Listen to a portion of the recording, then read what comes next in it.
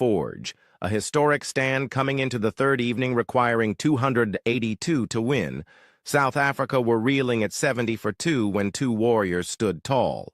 Aiden Markram, with composure carved from stone, and Captain Temba Bavuma, battling a painful hamstring injury, constructed an unbroken partnership of 143 runs that shifted the narrative decisively in South Africa's favor. With Bavuma limping between the wickets and Markram threading elegant boundaries through gaps, the Proteas exuded calm authority. Markram's century, his 8th in Test cricket, came off 156 balls and was a statement of intent, finesse, and grit. The Australian bowlers tried everything: short balls, spin, reverse swing, but nothing rattled the South African duo. The day ended with South Africa on 213-2, just 69 runs away from their destiny. Day 4. Glory at last. South Africa, seal the deal. Tensions were high on the fourth morning. The ghosts of past heartbreaks loomed large. Could South Africa hold their nerve? Bavuma fell early to a lifting delivery from Pat Cummins, and Stubbs followed soon after, brilliantly undone by Mitchell Starc. Suddenly, the chase felt steep again, but Markram remained unmoved, unfazed, undeterred. Alongside Kyle Verreynne and David Bedingham, he soaked up the pressure, played the angles, and ticked off the runs. When Markram finally departed for a glorious 136, 207 balls, 14 fours, with only 6 needed, he had already immortalized himself. The winning moment came via Verreynne, who drove a full toss from Starc through the covers. The crowd erupted, teammates rushed the field. And after 27 years of near misses, South Africa had a global ICC trophy that truly mattered. Match summary: Australia 212 and 207, South Africa 138 and 282 BR5. Markram 136, Bavuma 66, Starc 3-66. South Africa won by 5 wickets, moments that defined the final Markram's redemption arc. From a duck in the first innings to a match-winning 136, this was Markram's career-defining performance. Bavuma's grit under duress. Injured but unbowed, the skipper's 66 in the second innings provided stability and leadership when it mattered most. Rabada's fiery spell. With match figures of 9 wickets, Kagiso Rabada's aggression and precision set the tone, especially in Australia's collapse from 73-3 to 73-7 in their second innings. Australia's missed chances. Stephen Smith dropping Bavuma on 2, and their reviews burnt wastefully, exposed cracks in Australia's pressure management. Verreynne's composed finish. Amid the frenzy, his calm presence helped navigate the final few runs with mature temperament. Celebrations.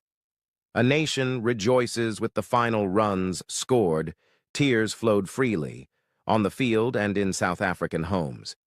Bavuma lifted the mace with his son in his arms, dancing erupted on the Lord's outfield, and chants of "O Temba Bavuma" echoed across the stands. The unity, joy, and release were palpable. This wasn't just a cricket match. It was a national resurrection. "We've been relentless, getting to the doorstep consistently and experiencing heartache. This is for the people back home," said Bavuma. "It's the most special day of my career," added Markram. "Lords is every cricketer's dream. To win here in a final for South Africa is everything." Significance of the win ends 27-year drought since their last ICC title, 1998 knockout trophy. Breaks the choker's tag that has haunted them through countless semifinals and finals. Validates the next generation with players like Markram, Verreynne, Bedingham, and Ngidi stepping up. Sends a powerful message about the health and strength of Test cricket outside the Big Three. Australia, fallen giants, questions loom. Pat Cummins admitted, "Few things we didn't do right. Didn't bat the opposition out after a decent lead. But South Africa didn't give us a chance in the fourth innings.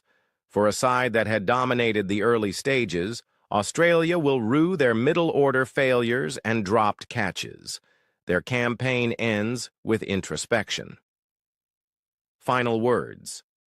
South Africa's triumph in the 2025 World Test Championship final at Lord AS is more than a victory. It's a redemption story, a dream fulfilled, and a symbol of a nation's resilience and rise. Aiden Markram now walks with the legends. Temba Bavuma joins Graeme Smith, Sean Pollock, and A.B. de Villiers in the Pantheon. Rabada's fire, Bavuma's fortitude, and Markram's flair have stitched together the most glorious chapter in South African cricket.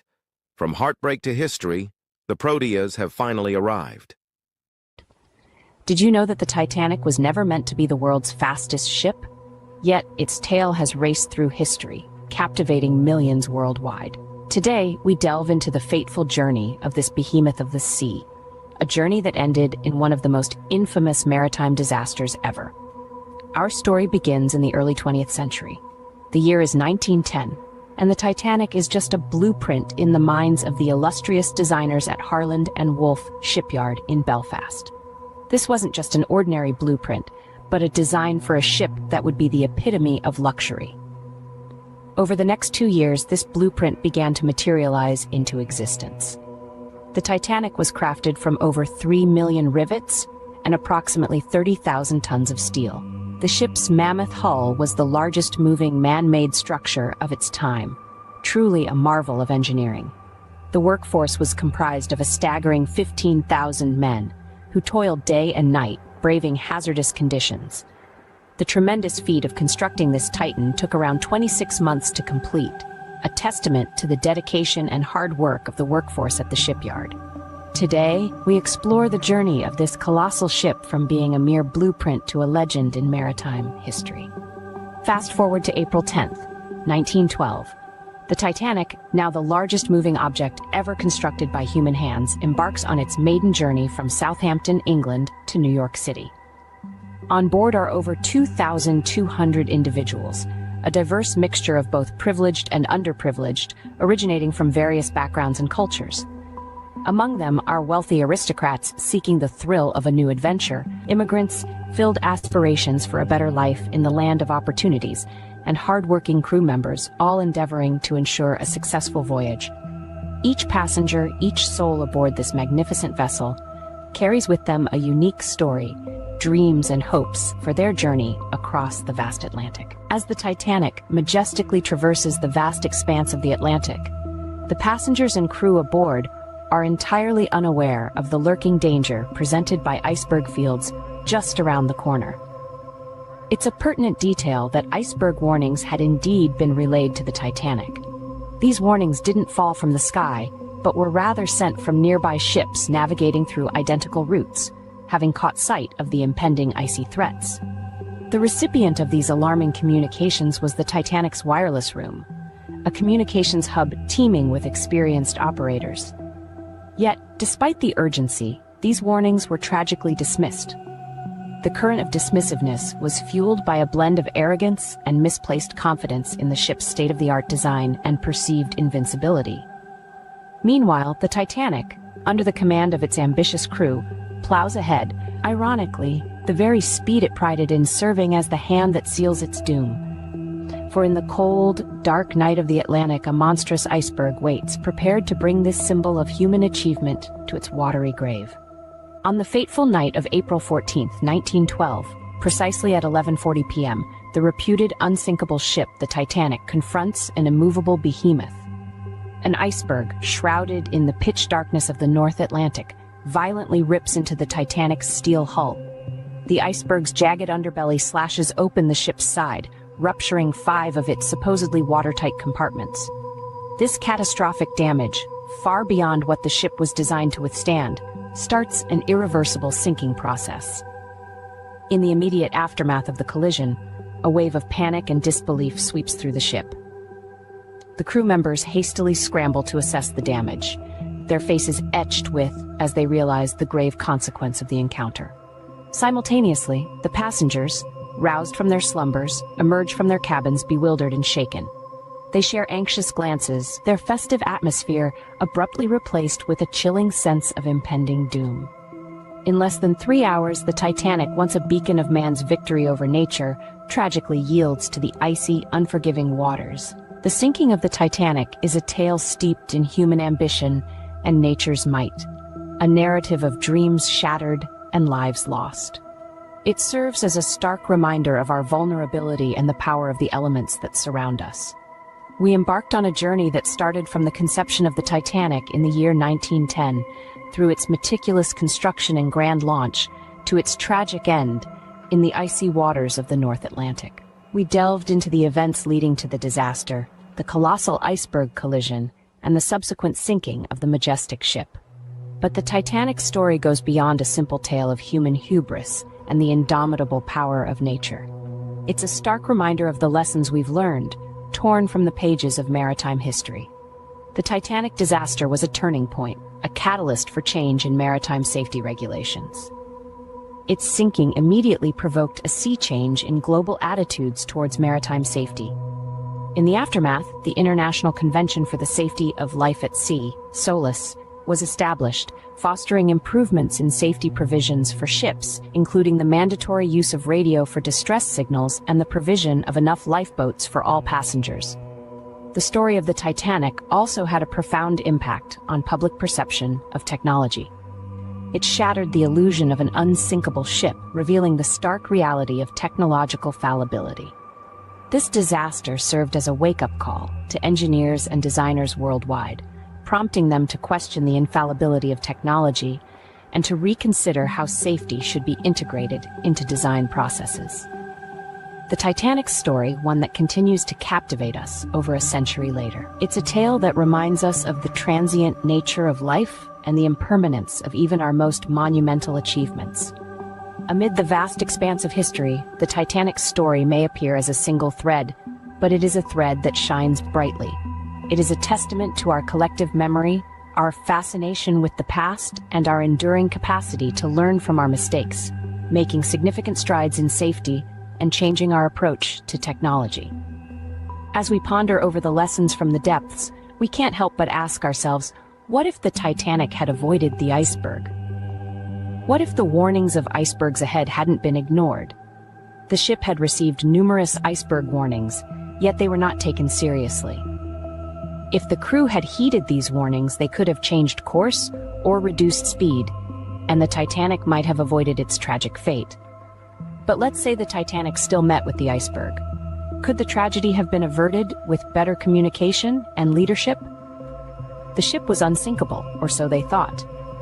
This overconfidence may have led to a lack of preparedness, contributing to the disaster. If the crew had been better equipped, trained, and led, could the loss of life have been minimized or avoided? While we can't change the past, we can learn from it to avoid similar tragedies in the future. To ensure that the Titanic's legacy is not in vain, we must remember the lessons it has taught us about hubris, the power of nature, and the importance of preparedness. As we move forward, let us carry these lessons with us, ensuring the Titanic's story continues to echo not as a symbol of disaster, but as a beacon of learning and growth. Shubman Gill, the flame that rekindled a nation's roar. India crushes England by 337 runs at Edgbaston. At Edgbaston, under skies once dominated by English triumphs, India scripted a thundering statement. Led by a resplendent Shubman Gill and fueled by a fiery deep, India dismantled England by a colossal 337 runs, a result as emphatic as it was historic. This was more than a win. This was India roaring back, not just into the series, but into global contention with a fire unseen since the golden eras of West Indies and Australia. And standing at the very heart of this revival is one man, Shubman Gill. A bat that speaks for a nation. Gill's breathtaking twin efforts, 269 in the first innings and 161 in the second, were innings of legend, not just for their numbers, but for their timing, their class, and their message. He batted with the serenity of, the dominance of Ponting, and the relentless focus of, but with a Gill flair all his own. No Indian captain has ever scored 430 runs in a single test, and no player in the history of the game had ever scored a double century and a 150 in the same match until now. His bat didn't just put runs on the board, it put belief in the dressing room. Bowlers fed off his calm. Fielders surged with energy. Even England looked stunned. Deep, from prospect to phenomenon. With the ball, India didn't just match England, they outclassed them. And leading their bowling charge was the tireless Deep, who ran in like a man born to make history. In the final innings, he claimed a magnificent 6-wicket haul, finishing with match figures of 10 wickets and delivering blows that shattered England's resistance and confidence. His seam movement, aggression, and consistency silenced the Holly stand and announced India's pace depth even in the absence of. He didn't just ball deliveries, he balled daggers wrapped in thunder. India, out-batting, out-balling, outclassing. India out-baseballed baseball on English soil without their best fast bowler, with their young captain playing only his second test in charge. Every line of England's strategy was shredded, outlasted and outscored. India's bowlers outthought and outfoxed. India's gapped and outled and outclassed. By the end, England weren't just beaten, they were buried under a mountain of scoreboard pressure and Indian brilliance. The rise of a new era. Shubman Gill's leadership is no longer a promise. It is now a pillar of a new era, an India team that plays with grace, grit, and utter ruthlessness. The team is united, the dressing room is buzzing, and the fan base is surging with belief again. Gill's appointment as captain may well go down as the single most decisive move in modern Indian cricket, a visionary call that has already begun to reshape destiny. The series comes alive. With the series now level, India heads to Lord's with momentum, confidence, and purpose. The ghosts of collapses past are exorcised. England is shaken. The world is watching. And India, led by a 24-year-old phenomenon, is roaring louder than ever.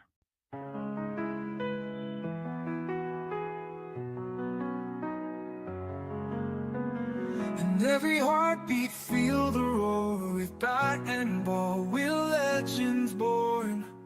Colors bright, the picture light. For India, we'll always fight. From Delhi to the coastlines wide, the cheers are loud like ocean's tide. Every swing of hope we chase, victory shines on every face. Shall our India rising high, underneath the painted sky. With every chant the spirit soars, creating hearts forevermore. Spinning dreams like stars at night, swinging beams pure dynamite. Feel the blazing glories flame, every play another name. Unity in every crowd, voices strong and spirits proud. Together we ignite the spark, guided by that inner eye. India rising high, underneath the painted sky. With every chant the spirits soar, creating hearts forevermore.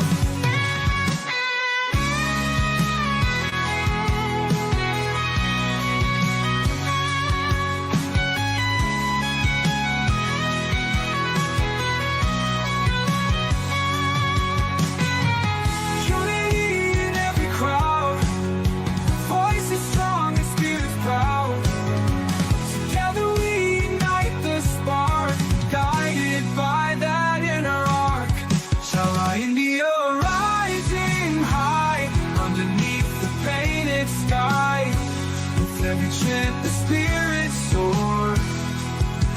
in hearts forevermore.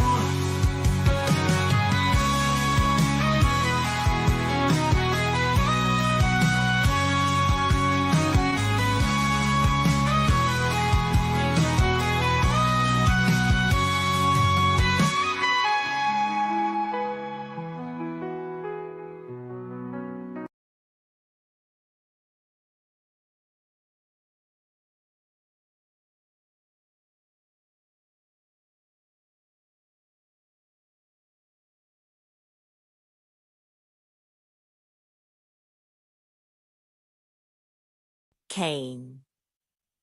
The rest of the story, a 10-minute dramatic devotional. Narrative from Cain's perspective. I was the firstborn of humanity.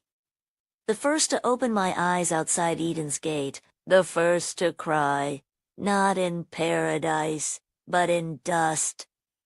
Adam was strong, Eve luminous with the memory of what they told us stories of walking with God in the cool of the day, of light that clothed them, of fruit that turned sweet to bitter. We lived just east of that garden, but the gate was always shut. My brother Abel chose the pasture gentler work, it seemed to me then.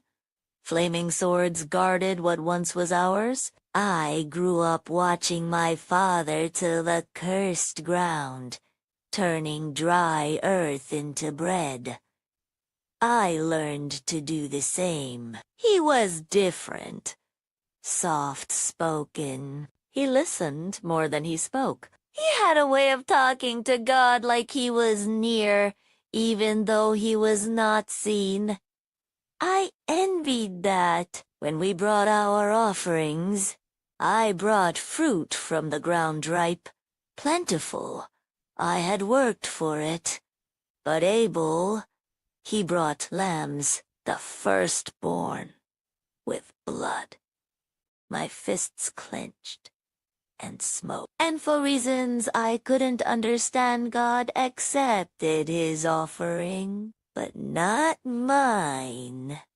It didn't seem fair. I worked harder, longer, but he said nothing. If you do what is right, will you not be accepted? But if not, sin is crouching at your door. Its desire is for you, but you must master it. I left the altar cold and angry. Abel tried to talk with me, but even his concerns sounded like pride. My jaw tightened, and then God spoke. Why are you angry, Cain? Why is your face downcast? But I didn't. I fed it instead. That morning, I called Abel into the field. He followed. He always followed. I don't remember drawing the stone. I don't remember how many blows. Only the silence that followed the way his blood soaked into the ground like spilled wine. His eyes stayed open. Still. Then, God came, not with wrath, not with fire, with a question. Where is your brother? I lied. Am I my brother's keeper? A fugitive? The first man, exiled by his own sin. But the ground had already answered. Your brother's blood cries out to me from the earth. Those words have never left me. He did not strike me down. He could have. He should have. But instead, he marked me. A sign that I would live. A protection against revenge.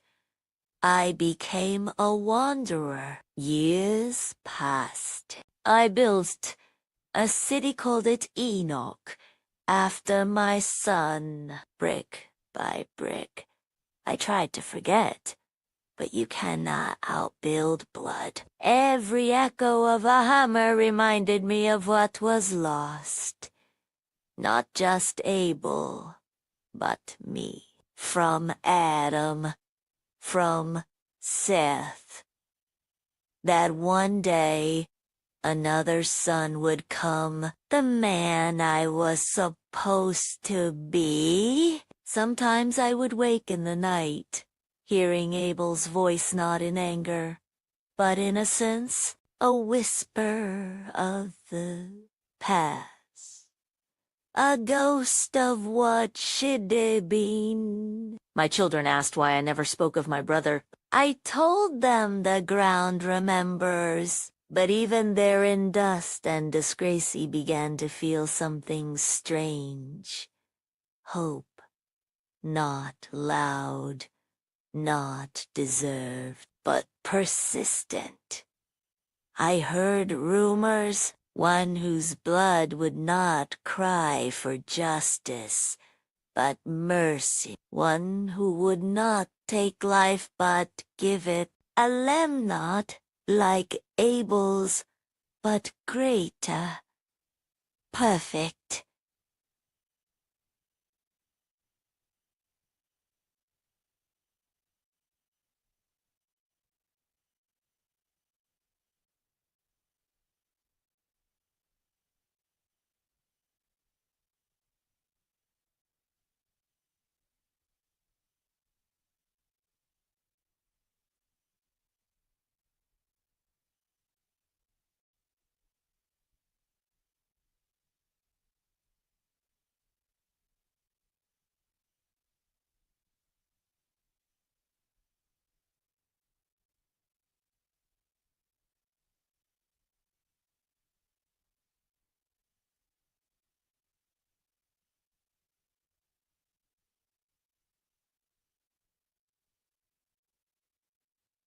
Will his blood reach even me? If you remember me only for the field, remember this too.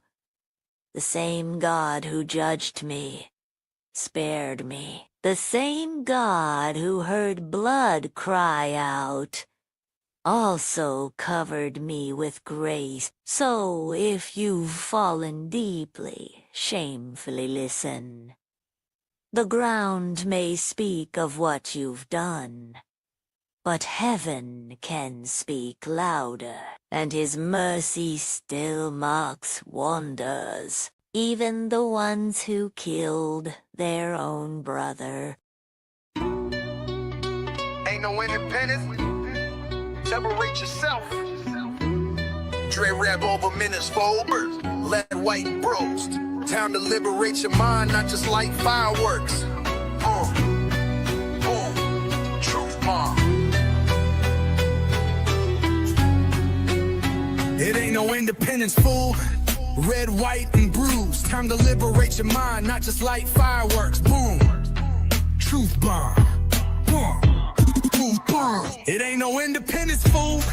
Red, white, and bruised. Time to liberate your mind, not just like fireworks. Boom. Truth bomb. It ain't no independence, fool. Red, white, and bruised. Time to liberate your mind, not just light fireworks. Boom. Truth bomb. They sell us dreams in plastic wraps with a flag stitched over the traps. Told us we free, what a joke, what a scam. Still choking on history, they never exam. Statue of Liberty, blinking in chains. Freedom got a curfew, justice got stains. Guns in the schools, lies in the news. Call it freedom, we just picking new blues. America gold gangster, who holding the keys? They talk liberty, but they profit off please. No independence, just illusions on lease. Time to break chains, time to find peace. Liberate yourself, don't wait for a day. July 4th ain't magic when your rights ain't straight. Give me truth, not parades, not rockets in the sky. Give me healing for the mothers who still cry. Land of the free, you sure that's the vibe? Cause freedom don't look like minimum wage and barely survive. We the people, been deceived, but we the people, still believe. Raise fists, raise truth, raise hope like fire. Burn the lie, light the choir. America gone gangsta, time to reclaim. From the lies, from the shame, from the profit and pain.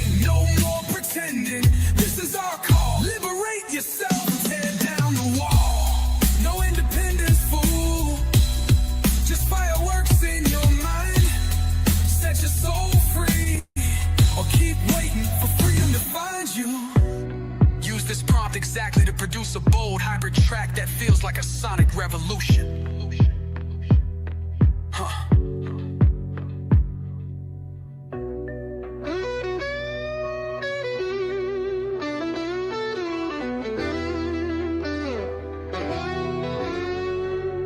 No independence, fool.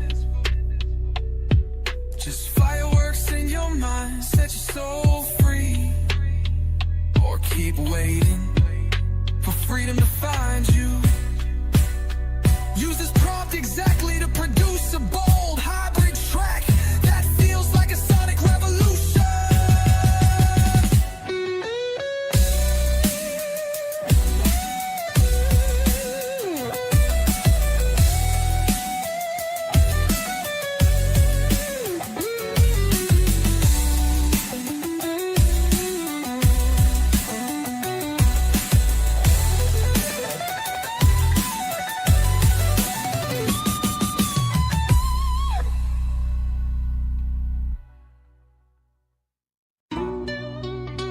Ain't no independence. Separate yourself. Dre rap over minutes forward. Let white bros. Time to liberate your mind, not just light fireworks. Truth bomb. It ain't no independence, fool. Red, white, and bruised. Time to liberate your mind, not just light fireworks. Boom. Truth bomb. Boom. Truth bomb. It ain't no independence, fool. Red, white, and bruised. Time to liberate your mind, not just light fireworks. Boom. Truth bomb. It ain't no independence, fool.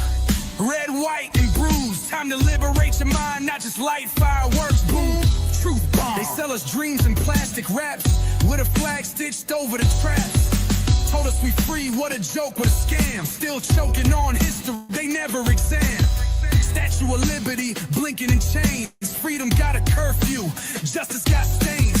Guns in the schools, lies in the news. Call it freedom, we just picking new blues. America gone gangster, who holding the keys? They talk liberty, but they profit off please. No independence, just illusions on lease.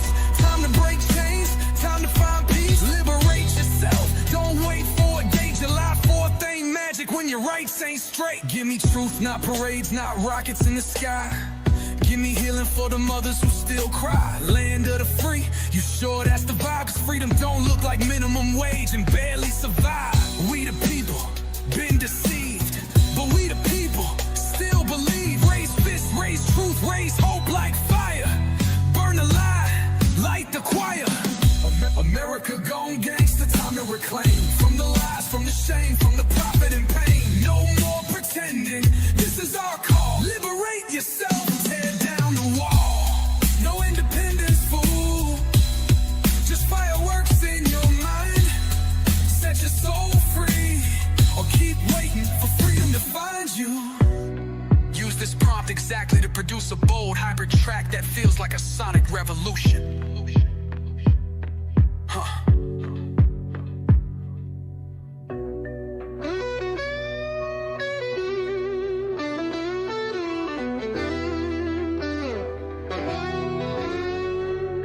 No independence, fool. Just fireworks in your mind. Set your soul free, or keep waiting for freedom to find you. Use this prompt exactly to produce a bold hybrid track that feels like a sonic revolution.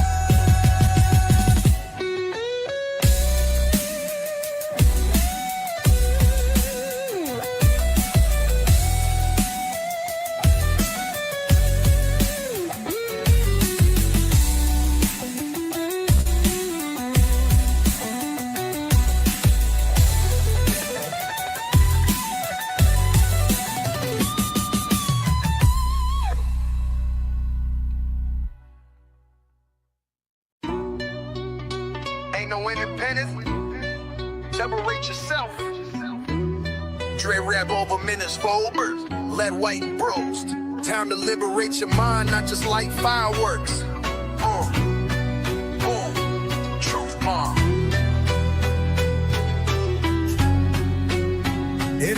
independence, fool. Red, white, and bruised. Time to liberate your mind, not just light fireworks. Boom. Truth bomb. Boom. Truth bomb. It ain't no independence, fool. Red, white, and bruised. Time to liberate your mind, not just light fireworks. Boom. Truth bomb. It ain't no independence, fool. Red, white, and bruised. Time to liberate your mind, not just light fireworks. Boom. Truth bomb. They sell us dreams in plastic wraps with a flag stitched over the traps. Told us we free, what a joke, what a scam. Still choking on history, they never exam. Statue of Liberty, blinking in chains. Freedom got a curfew, justice got stains. Guns in the schools, lies in the news. Call it freedom, we just picking new blues. America gone gangster, who holding the keys? They talk liberty, but they profit off please. No independence, just illusions on lease. Time to break chains, time to find peace. Liberate yourself, don't wait for a day. July 4th ain't magic when your rights ain't straight. Give me truth, not parades, not rockets in the sky. Give me healing for the mothers who still cry. Land of the free, you sure that's the vibe? Cause freedom don't look like minimum wage and barely survive. We the people, been deceived, but we the people, still believe. Raise fists, raise truth, raise hope like fire. Burn the lie, light the choir. America gone gangsta, time to reclaim. From the lies, from the shame, from the profit and pain. No more pretending, this is our call. Liberate yourself.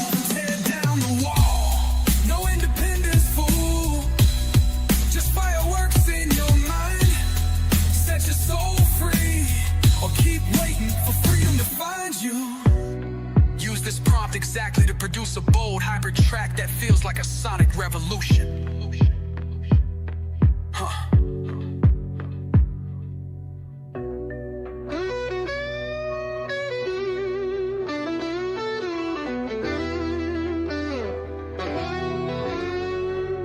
No independence, fool.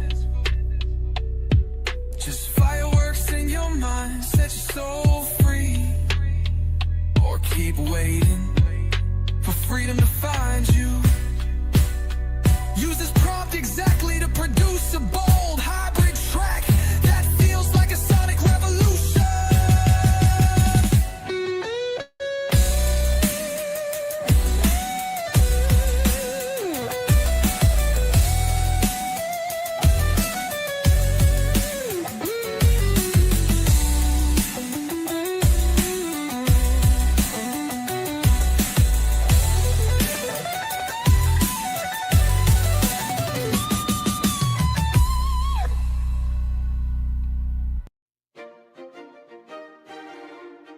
Welcome to our travel guide series, where we explore the top travel destinations around the globe.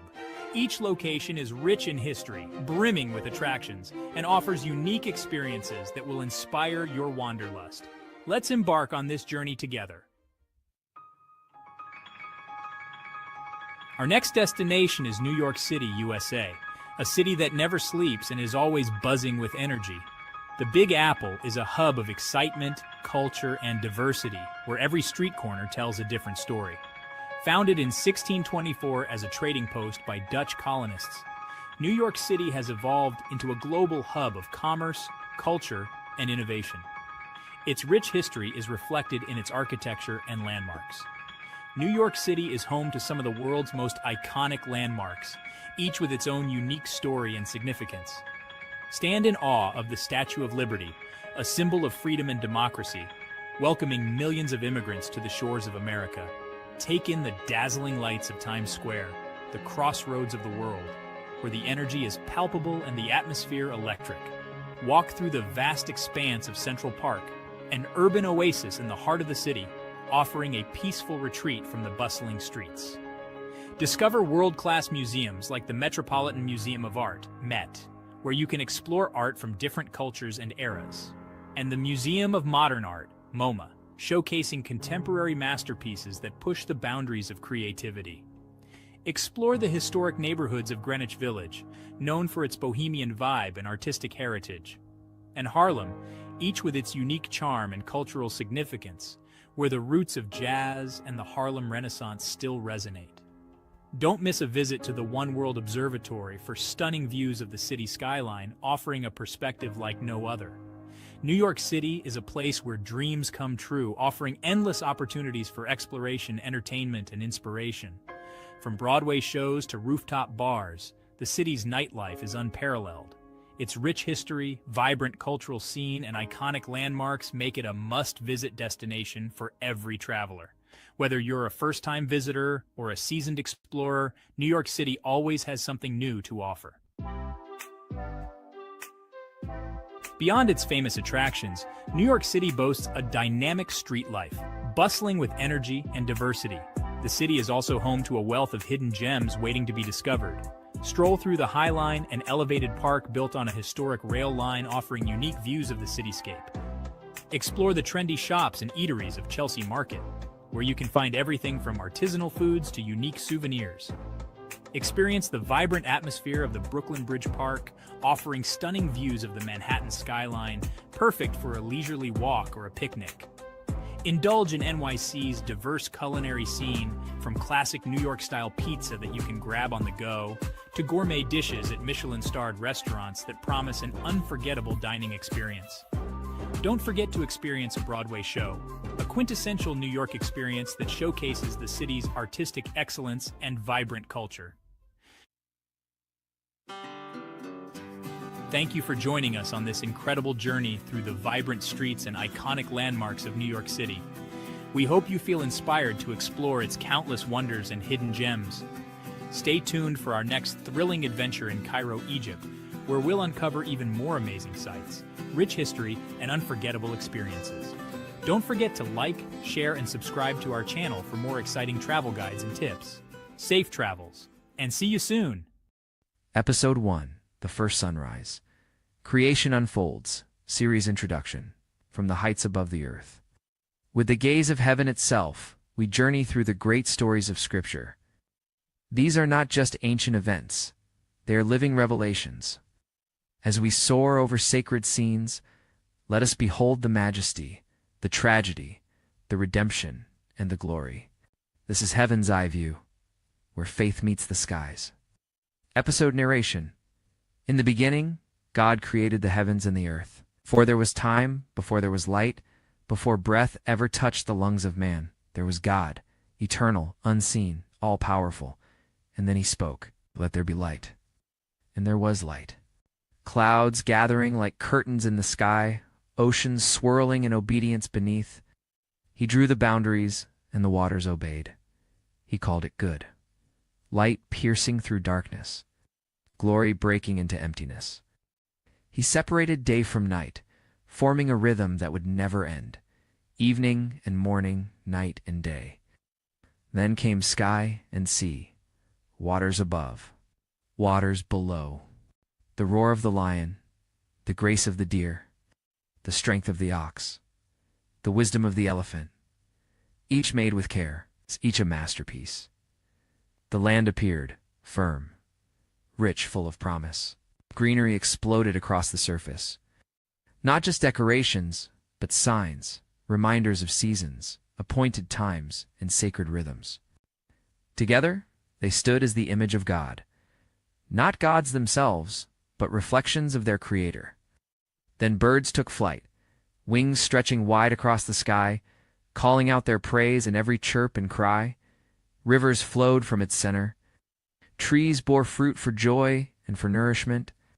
And in the midst stood the tree of life, a promise of eternity, a picture of perfect fellowship. Trees bearing fruit, grass rising from the soil, flowers in brilliant array, every seed with purpose. Every root with intention, every color a reflection of divine joy. And so he blessed the day and made it holy. And then came the lights. Sun to govern the day, moon to guide the night. Stars scattered across the heavens, each one placed by name. God turned his hand to the sea. Fish darted and danced in their watery world. Leviathan stirred in the deep. But he wasn't finished. From the earth rose the creatures, wild and domestic, great and small. Then, in a holy hush, God formed man. Not spoken into existence, but shaped by divine hands. He breathed into his nostrils the breath of life. Man became a living soul. From man he formed woman, not from dust, but from the side. Equal loved. He placed them in a garden unlike any other. Eden, a place of peace, of harmony, of communion. And God saw all that he had made, and behold, it was very good. On the seventh day he rested, not from fatigue, but from fullness. His work was complete, his design perfect. This is our beginning. Not an accident, not a myth, but a declaration. We are not here by chance. We were made by design, crafted in love, called into life by the voice of God. So when the sun rises, let us remember, the light that shines was spoken by our Maker. The breath we breathe is borrowed from his Spirit, and the world we walk was once a garden where God walked too. We begin here at the first sunrise. But the light that shone then still shines today, because the one who said, "Let there be light," is still speaking, and he is still good. Welcome back to Divine Wonders, the Miracles of Jesus. Today we explore the miraculous healing of a man born blind, a powerful testament to Jesus' ability to bring both physical and spiritual sight. This miracle not only showcases Jesus' compassion, but also reveals deep spiritual truths about enlightenment and belief. Jesus encounters a man blind from birth. He spits on the ground, makes mud with the saliva, and puts it on the man's eyes. He tells him to wash in the pool of Siloam. The man obeys and returns able to see. This miracle sparks controversy among the Pharisees about Jesus' identity and the nature of sin and blindness, as detailed in John chapter 9, verses 1 to 12. To fully understand the significance of this miracle, let's explore the historical and cultural context. In ancient Jewish society, blindness was often seen as a result of sin, either of the individual or their parents.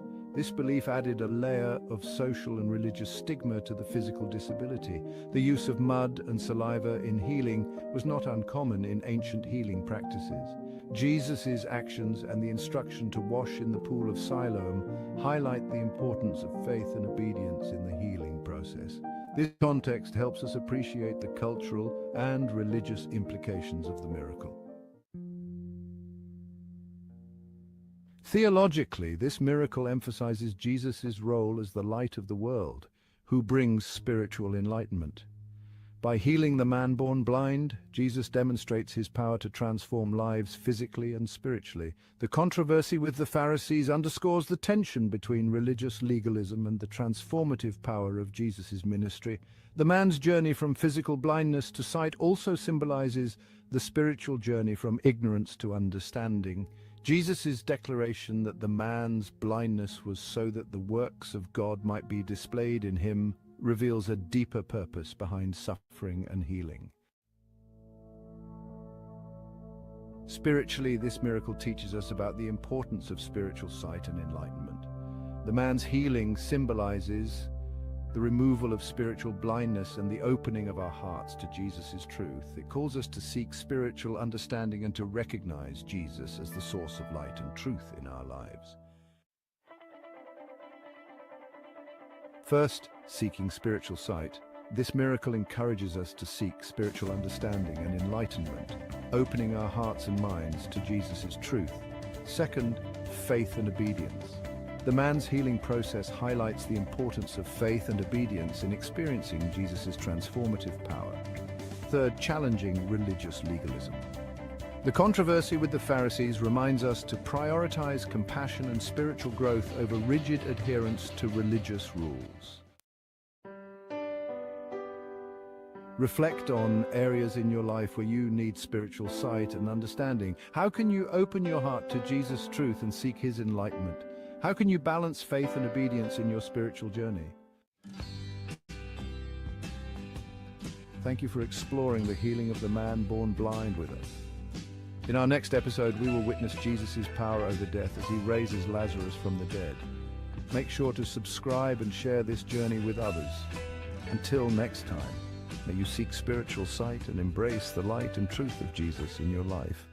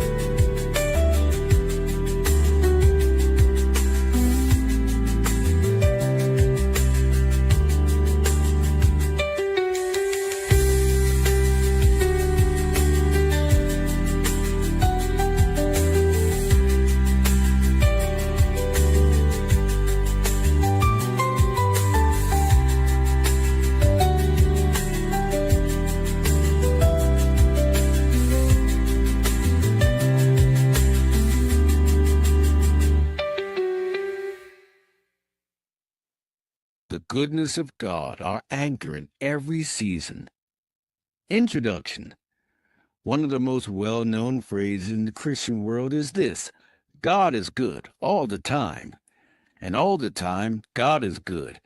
It's said in joy, whispered in pain, and often printed on coffee mugs and T-shirts. But what does it really mean when we say that God is good? Is it just a church cliche, or is it the foundation upon which we build our faith? Let's be honest, there are times when life doesn't feel good. Prayers go unanswered, pain lingers, and trials seem unending. In those moments, our understanding of God's goodness can be shaken. But it's in those very moments that we must return to the truth. God's goodness is not a feeling, it's a fact. It is who He is, regardless of how we feel or what we face. 1. The goodness of God is His nature. Let's start with the foundation. God doesn't merely do good things. He is good. It is His essence, His identity. Just as fire is hot and water is wet, God is good. Everything He does flows from that core. In Exodus 33, Moses asks God, "Please show me your glory." And what does God say in response? He says, "I will make all my goodness pass before you." Exodus 33:19. Think about that. The glory of God is revealed in His goodness. I remember once going through a season where I felt spiritually dry. I wasn't hearing from God the way I used to. Prayer felt like an echo chamber. But then I read Psalm 27:13. I would have lost heart unless I believed I would see the goodness of the Lord in the land of the living. That verse gave me a new lens to look through. I began to look for His goodness, not in big miracles, but in daily mercies. Our friends call it just the right time, an answered prayer I had long forgotten. God hadn't changed. I just stopped noticing. His goodness isn't something that turns on and off. James 1:17 reminds us that every good gift and every perfect gift is from above, coming down from the Father of lights, with whom there is no variation or shadow due to change. God's goodness doesn't wave with the seasons or shift with our emotions. 2. The goodness of God is seen in His actions. Think back to creation. God didn't create the world with mediocrity. He filled it with vibrant colors, majestic mountains, gentle rivers, and the complexities of the human body and mind. At the end of it all, He declared it very good. Genesis 1:31. And then came humanity's fall. Yet even then, God's goodness didn't falter.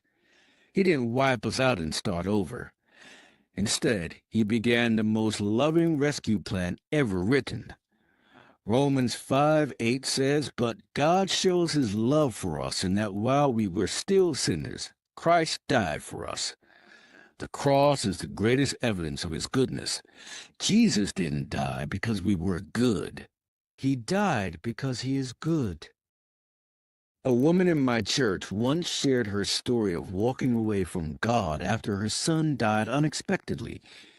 She said she couldn't reconcile how a good God could allow such pain, but years later she found herself in a grief support group, helping others through similar losses. "It took me a while," she said, "but I finally saw it. God never left me. He was good to me even in my tears. He just wasn't showing it the way I expected." Friends, that's the key. God's goodness doesn't always look like comfort. Sometimes it looks like correction. Sometimes it looks like a closed door that leads to the right one. He sees what we can't. Isaiah 55:9 reminds us that His ways are higher than ours. What feels like a setback may actually be a setup for a blessing. 3. The goodness of God is our refuge. Nahum 1:7 says, "The Lord is good, a stronghold in the day of trouble. He knows those who take refuge in Him." We often look for goodness in the absence of trouble, but Scripture tells us we can experience God's goodness in trouble. There's a peace that only comes when you know the heart of God. You may not understand his hand, but you trust his heart. That's what makes his goodness an anchor in every storm. When cancer comes, when the job is lost, when the prayers feel unanswered, God is still good. When I was younger, my father lost his job just before Christmas. I remember the stress that clouded our home. But in that same season, we saw God's goodness in unexpected ways. Neighbors brought groceries. A family friend dropped off wrapped gift for us. We learned firsthand that goodness isn't about having everything go right. It's about seeing God in everything. David said in Psalm 23:6, "Surely goodness and mercy shall follow me all the days of my life." That word followed in the Hebrew is actually pursue. God's goodness chases us, not occasionally, not when we deserve it, but all the days of our lives. 4. How we respond to God's goodness. So what do we do in light of such overwhelming, faithful goodness? First, we thank him. Gratitude is a natural response to goodness. Psalm 107:1 says, "Give thanks to the Lord, for he is good. His love endures forever." Let's be people who don't just thank God for what he gives, but for who he is. Second, we trust him. Even when we can't trace his hand, we trust his heart. We live by faith, not by sight. Third, we reflect his goodness to others. We forgive, we serve, we give, not because it makes us look good, but because it points others to the one who is good. And finally, rest in his goodness. When life gets overwhelming, remember that you don't have to carry the weight alone. God's goodness holds you. He sees you. He's working for your good even now. Conclusion. God's goodness is not a fleeting feeling or a seasonal blessing. It's the rock-solid truth that sustains us through every chapter of life. When we're on the mountain, his goodness is evident. When we're in the valley, his goodness carries us. If you're struggling to believe in God's goodness today, let me encourage you. He hasn't changed. He hasn't forgotten you. He hasn't failed you. He is good. Always. Forever. Faithfully. Let that truth sink deep into your heart. Live from it. Lean into it. And never stop proclaiming it. God is good and his mercy endures forever.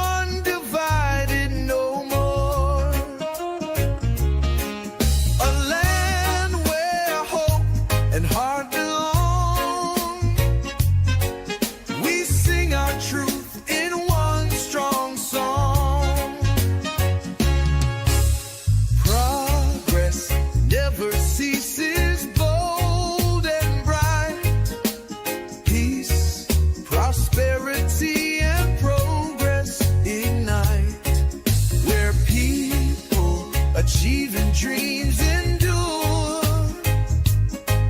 This place we love, forever pure. One Guyana, our song and our stand. One people, one nation, one destiny, hand in hand. Together we build, united and free. This is our home, our legacy. Never let the shadows dim your light. Onward through the darkness, take your flight.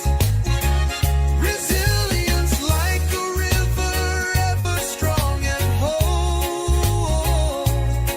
Only you can chase the stars within your soul. From Linden to Lethem, our voices blend. In peace we walk, on grace depend. A place of national unity we claim, with justice, truth, and honor as our flame. A fantastic country, bold and grand, with healing and wisdom in every hand. We honor the past, Jagan Burnham's call to build a future that uplifts all. Oh, live independently, bold and proud, with freedom echoing long and loud. We turn from hate, embrace the right, and walk in love with eyes on light. No more corruption, no more fear, a brighter tomorrow drawing near. From party to party, hand to hand, together we rise to bless this land. Yeah. One Guyana, our song and our stand. One people, one nation, one destiny, hand in hand. Together we build, united and free. This is our hope, our victory.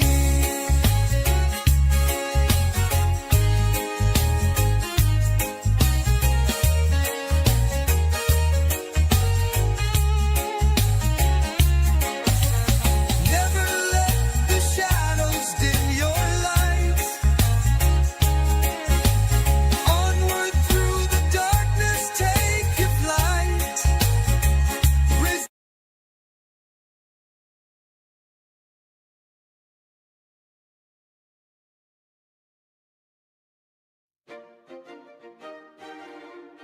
Welcome to our travel guide series, where we explore the top travel destinations around the globe. Each location is rich in history, brimming with attractions, and offers unique experiences that will inspire your wanderlust. Let's embark on this journey together. Our next destination is Bangkok, Thailand. Known for its ornate temples and bustling markets, Bangkok is a city of contrasts. Founded in 1782, Bangkok has grown from a small trading post to a bustling metropolis and the cultural and political heart of Thailand. Bangkok is home to some of Thailand's most impressive landmarks. Start your journey with a visit to the Grand Palace, a stunning complex of buildings that has been the official residence of the kings of Siam since 1782. Next, explore Wat Pho, home to the famous reclining Buddha and one of the oldest and largest temples in Bangkok. Take a boat ride along the Chao Phraya River, offering a unique perspective of the city's skyline and historic sites. Don't miss the vibrant Chatuchak Weekend Market, where you can shop for everything from clothing to antiques. Visit the Jim Thompson House, a museum dedicated to the American entrepreneur who helped revive the Thai silk industry. Bangkok's lively street life, rich cultural heritage, and vibrant atmosphere are sure to captivate you. Whether you're exploring its historic temples, shopping in bustling markets, or enjoying its delicious street food, Bangkok offers an unforgettable experience for every traveler. Beyond its famous attractions, Bangkok boasts a dynamic cultural scene and a wealth of hidden gems. Visit the Bangkok Art and Culture Center to see contemporary art exhibitions. Explore the historic neighborhood of Bang Rak, known for its colonial architecture and vibrant street art. Indulge in Bangkok's diverse culinary scene, from street food stalls offering pad thai and mango sticky rice, to high-end restaurants serving gourmet Thai cuisine. Enjoy a traditional Thai massage at one of the city's many spas, and experience the lively nightlife in areas like Khao San Road and Thonglor. Thank you for joining us on this journey through Bangkok. We hope you feel inspired to explore its wonders. Stay tuned for our next adventure in Barcelona, Spain, where we'll uncover even more amazing sights and experiences. Don't forget to like, share, and subscribe to our channel for more travel guides. Safe travels!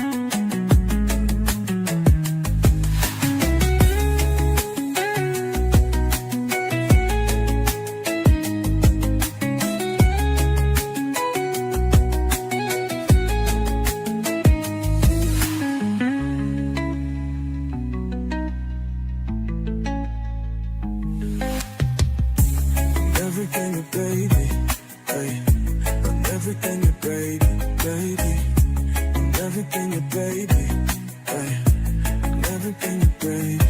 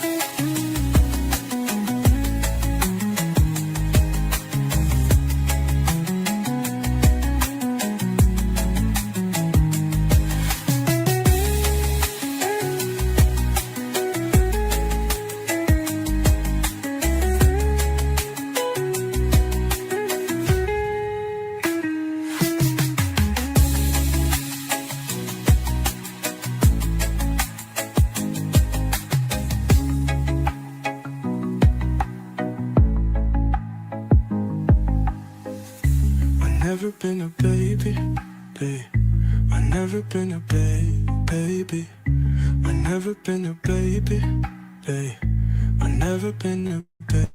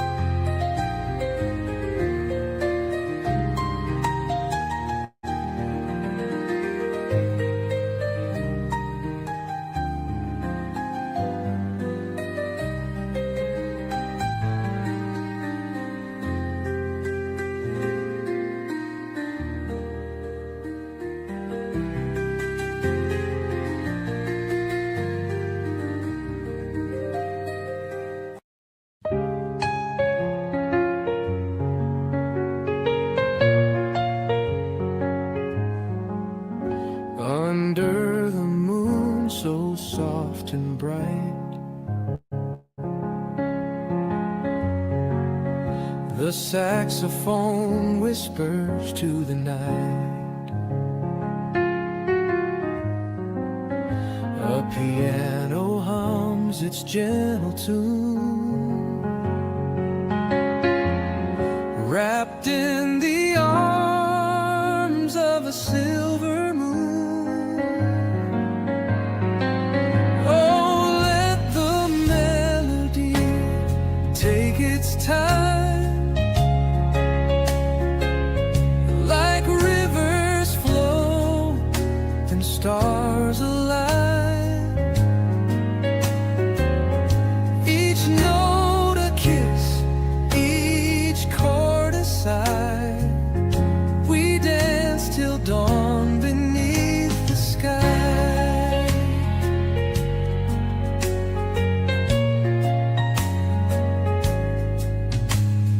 Fingers on keys, they glide so slow,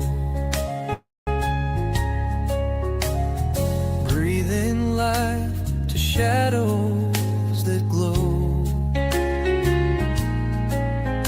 The sax, it weeps a golden tear, a song of love for hearts to hear. Oh, let the melody take its time, like rivers flow and stars align.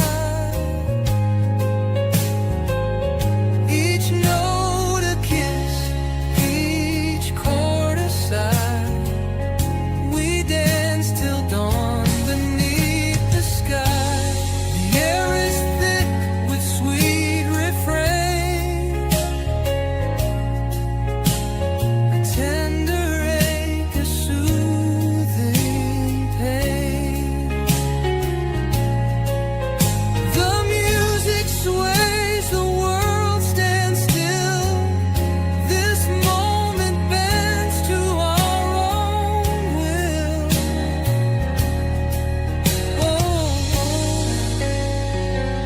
Oh, let the melody take its time, like rivers flow and stars align.